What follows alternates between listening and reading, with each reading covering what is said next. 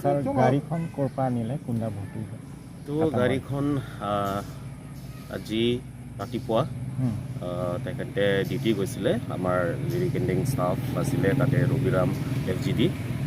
তেখেতে normal duty গৈ আছে তেতিয়া এইটো ৰং আপাম বুলি একটা জিৰিকিন্দিং ফালে তাতে সেনেতে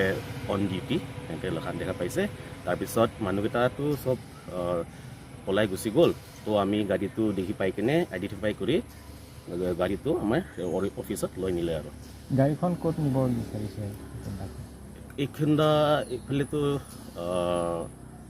ক'ত এইটোতো মই নাজানো হ'লেও আমাৰ কামটো হ'ল যে ধৰিব লাগে ধৰিছোঁ আৰু লৈ নিছোঁ আৰু আমাৰ অফিচত আৰু ফাৰ্ডাৰ ইনভেষ্টিগেশ্যন কাৰণে আমি লগাই আছোঁ কাম কুন্দাৰ মূল্য হ'ব এইটো হ'ল আপোনাৰ লালিপমা